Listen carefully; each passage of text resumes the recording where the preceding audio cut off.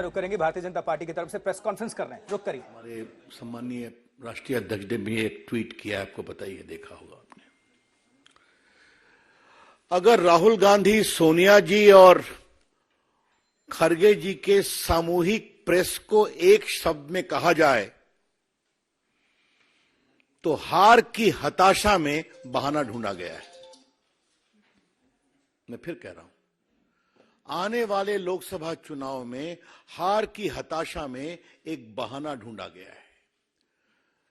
In utter desperation of imminent defeat, the Congress party at the highest level sought to create an alibi today.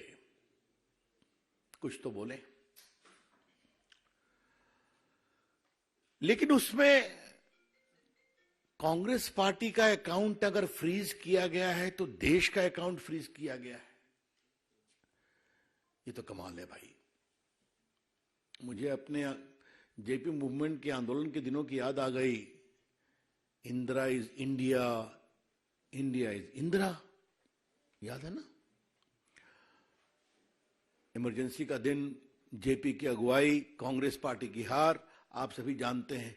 Congress party राजनीतिक रूप से सूख कर कांटा हो गई है, फिर भी कांग्रेस पार्टी का अकाउंट अगर फ्रीज हुआ तो देश का अकाउंट फ्रीज हुआ। Mister Rahul Gandhi, what do you mean by this? Don't insult Indian democracy. Rahul Gandhi, Bharat के लोकतंत्र को इस तरह से आप शर्मसार नहीं करें। यह देश आपकी पार्टी से बड़ा है, यह देश का लोकतंत्र आपसे बड़ा है। और आज इसी देश में आपने झूठ बोला है, गाली दी है, और सब देश ने देखा है, टीवी पे चला है ना। तो आप झूठ बोल सकते हैं, गाली दे सकते हैं, देश सुन रहा है, आपको यह तक अधिकार है, और करें देश का लोकतंत्र नहीं है। ये कौन सा तर्क है? ये बात मैं बहुत विनम्रता से कहना चाहूंगा। जिनको नई बात नहीं हो तो अमेरिका में जाते हैं तो कहते हैं इंडिया में कोई डेमोक्रेसी नहीं है, सिंगापुर जाते हैं तो वही कहते हैं, लंदन जाते हैं वही कहते हैं, और आज उन्होंने यहां भी कह दिया। आज उनके झूठ का मैं पोल खोलूंगा। लेकिन राहुल जी, सोनिया जी, आपको अगर देश की जनता वोट नहीं देती तो हम क्या करें? बीजेपी के राष्ट्रीय मंच से हम एक सवाल पूछना चाहेंगे। सोनिया जी, राहुल जी, अब खरगे जी से कितना पूछा जाए देखते हैं। आज भी तो उनका नंबर 3 ही था प्रायोरिटी में, हालांकि वो राष्ट्रीय अध्यक्ष हैं। अगर देश के लोग आपको वोट नहीं देते और आगे नहीं देने वाले हैं तो हम क्या करें? अगर राहुल गांधी की यह अपेक्षा है कि भाजपा के मित्र उनके लिए कैंपेन करें तो ये तो हम करने वाले हैं नहीं, क्योंकि उनका तो स्टॉक मार्केट इतना गड़बड़ाया हुआ है। और आज मैं कांग्रेस के लोगों को एक बात कहना चाहूंगा। हम भी चाहते हैं कि विपक्ष के रूप में कांग्रेस पार्टी पनपे, कितना पनपे उनका विषय है, लेकिन कांग्रेस पार्टी अब समझे कि जब जब राहुल गांधी से मुंह खुलवाएंगे तब तक स्टॉक मार्केट का और गिरेगा। There is a gentle advice to the Congress party, we wish you well, but realize now the more you allow Rahul Gandhi to speak, the more you are losing the ground in the country. अभी आप सोच लीजिए। अब थोड़ा सा राहुल गांधी ने जो झूठ बोला है कि हमारा पूरा बैंक अकाउंट फ्रीज कर दिया तो हम क्या करें, तो आज रिकॉर्ड को स्ट्रेट करना जरूरी है। बाकी इनकम टैक्स का विषय है तो सरकार की ओर से बोला जाएगा, लेकिन अल्प ज्ञान समस्या पैदा करता है। राहुल गांधी जी राजनीतिक विषयों पर कितना होमवर्क करते हैं तो आप जानते ही हैं, लेकिन कानूनी विषयों पर भी जब बोलते हैं तो थोड़ी चिंता हो जाती है। इनकम टैक्स एक्ट का एक सेक्शन 13A है जिसमें सही है कि पार्टियों पर इनकम टैक्स नहीं लगता, लेकिन पार्टी को अपना रिटर्न हर साल फाइल करना पड़ता है, जिसमें बताना पड़ता है कि 20,000 तक कितने हमारे डोनर्स हैं, 20,000 से ऊपर कितने डोनर्स हैं। और अगर आपने ये नहीं फाइल किया हर असेसमेंट ईयर में, तो आपका ये एग्जम्पशन खत्म हो जाता है। ये है section 13A। Let me repeat, under the Income Tax Act section 13A, there is a clear provision that the political party is exempted from income tax, provided they file their return every year as to how much money has come of 20,000 rupees and duly certified auditor's report as to how much they had received from big donation. If you don't do it, you lose that exemption. ये बहुत basic चीज है जिसको समझना चाहिए। अब थोड़ा हम आपको बता दें कि ये जो चिल्ला रहे हैं, 6/7/21 को असेसमेंट ईयर 18-19 के लिए ऑर्डर पास हुआ कि उन्होंने रिटर्न फाइल नहीं किया था। तो रिटर्न फाइल नहीं किया तो एग्जम्पशन खत्म हो गया। एग्जम्पशन खत्म हो गया तो 105,17,29,635 रुपए का डिमांड रखा गया।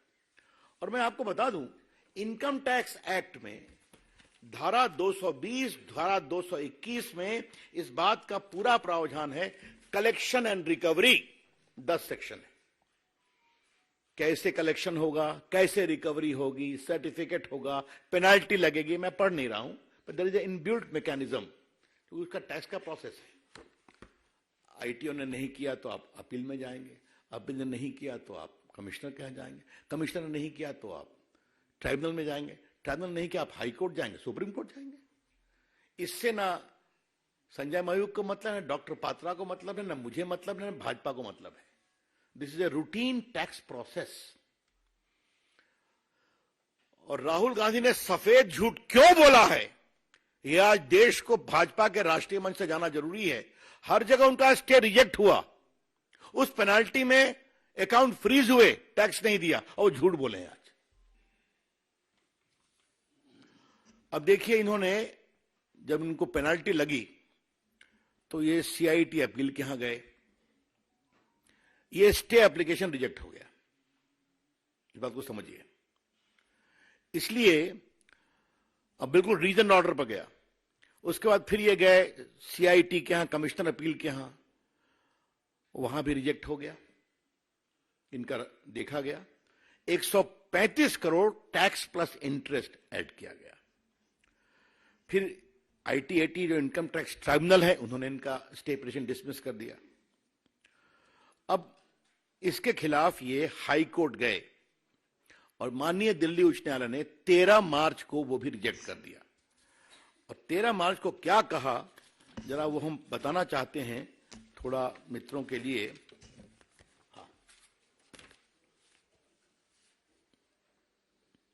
Court remark that it was badly handled matter and somebody from the Congress office went to sleep right from 2021. Merely because someone chose to wake up and put you on notice in February will not change those facts. फिर court ने बाकी किया, इनका लंबा order है, इसको reject कर दिया। अब ये सुप्रीम कोर्ट गए हैं। सुप्रीम कोर्ट में 1 अप्रैल को सुनवाई है। राहुल गांधी जी, आज आपने अपनी प्रेस में इसको क्यों छुपाया? आपकी पार्टी अपील में गई, आपकी पार्टी आईटीएटी में गई, आपकी पार्टी हाई कोर्ट में गई, आपकी पार्टी सुप्रीम कोर्ट गई है। आपने क्यों छुपाया? और जैसा हमने बताया, इनकम टैक्स में इस बात का प्रावधान है कि अगर आपके पास ड्यू है, आप ड्यू नहीं देंगे तो रिकवरी में आपका बैंक अकाउंट फ्रीज हो सकता है। और जहां तक मेरे को स्मरण आता है कि लियन 135 करोड़ का इनके बैंक अकाउंट पर कोर्ट ने डाला था कि आप 135 करोड़ मत छूइए, बाकी ऑपरेट करिए। देखिए समस्या क्या है, कांग्रेस पार्टी हिसाब किताब रखना भूल गई है। कोई दिक्कत नहीं है उसमें। जो हमारे वरिष्ठ पत्रकार बैठे हैं उनको याद होगा, कांग्रेस के एक अध्यक्ष होते थे, न खाता न बही, जो डॉट डॉट कहे वो सही। याद होगा लोगों को। मैं नाम नहीं ले रहा हूं, मैं नाम नहीं लिया। तो ये हो गया। अब मैं आपसे कहना चाहता हूं कि ये उनका 94, 95 में 53 करोड़ लगा था। और उसके बाद बाकी भी इनका 14, 15 से 20 21 मैंने बता दिया। और ये सारी बातें जो चल रही हैं, इलेक्टोरल बॉन्ड्स पर भी कहा है, बाकी कहा है, मेरे मित्र डॉक्टर पत्रा उस पर बोलेंगे, क्योंकि बहुत धन्यवाद। हाँ, बस 2 मिनट और। Don't become impatient like Rahul Gandhi. Of course not sir. Cool. तो मैं कह रहा था कि ये क्या मतलब है इसका, कितना झूठ बोलेंगे राहुल गांधी आप। और आज राहुल गांधी ने कोर्ट के बारे में कहा है, इलेक्शन कमीशन के बारे में कहा है, मीडिया के बारे में कहा है, सब चुप हैं। Rahul Gandhi ji, please apologise for castigating these institutions. आप कोर्ट गए हैं ना, दिल्ली हाईकोर्ट में रिजेक्ट हुआ है ना आपका, सुप्रीम कोर्ट में 1-4 को सुनवाई है ना आपकी, आप आईटीआईटी अपील में गए ना, आप ट्राइब्यूनल में गए ना, तो आप कोर्ट के प्रोसेस में गए कि नहीं गए?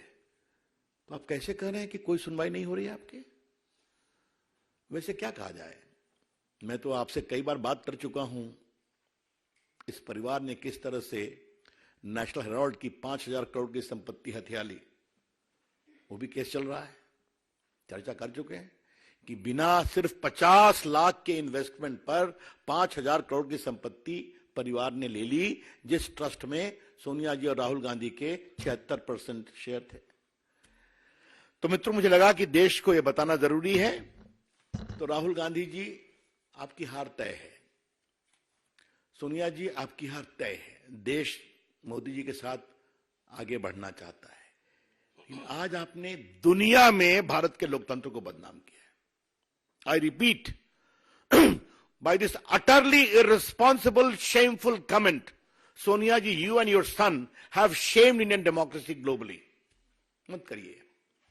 हमें भारत के लोकतंत्र पर गर्व है, हमें भारत की मीडिया पर गर्व है, हमें भारत के न्यायपालिका पर गर्व है। अभी तो देखा इलेक्टोरल बॉन्ड में फैसला हुआ कि नहीं हुआ? हुआ, बाकी होता है, यही तो देश।